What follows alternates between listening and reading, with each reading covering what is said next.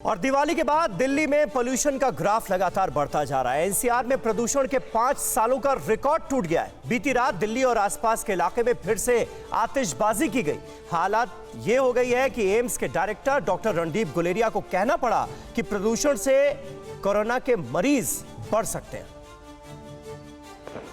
दिवाली के मौके पर जमकर आतिशबाजी हुई। हर एक पटाखे के साथ उठे जहरीले धुएं ने दिल्ली की आबो हवा को जहरीला बना दिया है। हालात ये है कि प्रदूषण की वजह से दिल्ली और एनसीआर में धुंध अपना कब्जा जमा चुकी है। बैन होने के बावजूद दिल्ली में जमकर पटाखेबाजी का नतीजा ये हुआ कि प्रदूषण ने अपने 5 साल का रिकॉर्ड तोड़ दिया है। दिल्ली के अलग अलग इलाकों का AQI बताता है कि राजधानी की हवा सांस लेने के लायक नहीं रही। शुक्रवार की शाम दिल्ली का एयर क्वालिटी इंडेक्स 500 के पार रहा, जबकि नोएडा में प्रदूषण का स्तर 600 से ज्यादा रहा। दिल्ली में एक और जहां प्रदूषण की वजह से सांस लेने में तकलीफ हो रही है, वहीं आबो हवा बिगड़ने से कोविड के मामले गंभीर होने की आशंका जताई जा रही है। एम्स के डायरेक्टर रणदीप गुलेरिया ने इस पर गहरी चिंता जताई है। प्रदूषित जो हवा है हमारे सांस की नाली में और फेफड़े में जाती है, तो वहाँ वो भी शोषण करती है, फेफड़े में इन्फ्लेमेशन करती है। कोविड के कारण भी फेफड़ों में निमोनिया होता है, इन्फ्लेमेशन होती है।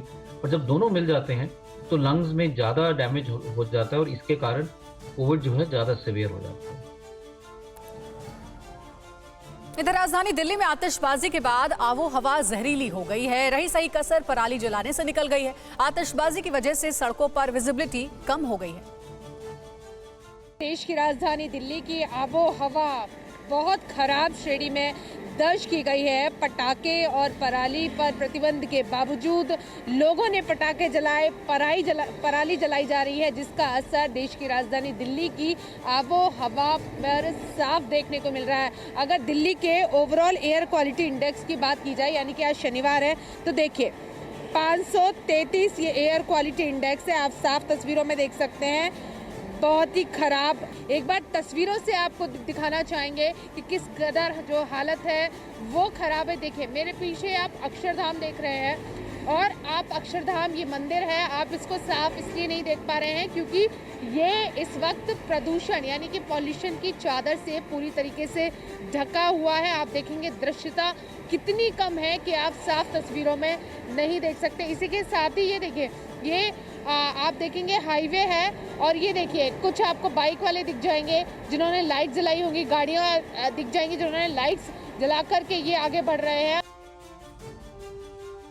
और दिल्ली में आबो हवा खराब होने के साथ साथ यमुना नदी का प्रदूषण भी बढ़ गया है। यमुना में एक बार फिर अमोनिया की मात्रा बढ़ने और घाटों की सफाई न होने के चलते सफेद झाग निकल रहा है।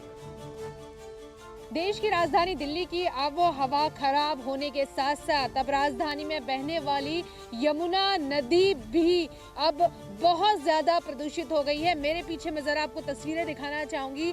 आबो हवा आप देख सकते हैं कितनी खतरनाक श्रेणी में आबो हवा दिल्ली की पहुंच चुकी है। उसी के साथ ही आप देखेंगे यहाँ यमुना नदी की ये तस्वीरें वाकई आपको हैरान कर देंगी। और जब आप ये तस्वीरें देखेंगे तो आप जरूर एक सवाल आपके मन में आएगा कि ये जो झाग है वो किस वजह से है, ये झाग आखिर कैसे उत्पन्न हुआ। तो आपको बता दिया जाए, ये यमुना नदी की तस्वीर आप देख रहे हैं, और इसके पीछे आप जो ये झाग देख रहे हैं, ये दरअसल अमोनिया की मात्रा यमुना नदी में बहुत ज़्यादा बढ़ गई है। उसके चलते ये झाग उत्पन्न हो गया है, यानी कि जो केमिकल्स होते हैं उसकी वजह से ये झाग उत्पन्न हो गया। और अब सोचिए कि किसी नदी में जब केमिकल्स या फिर अमोनिया की मात्रा बढ़ जाती है तो विशेषज्ञों और एक्सपर्ट्स द्वारा कहा जाता है कि वो पानी न पीने लायक रहता है, न किसी और काम के उपयोग में करने लायक रहता है।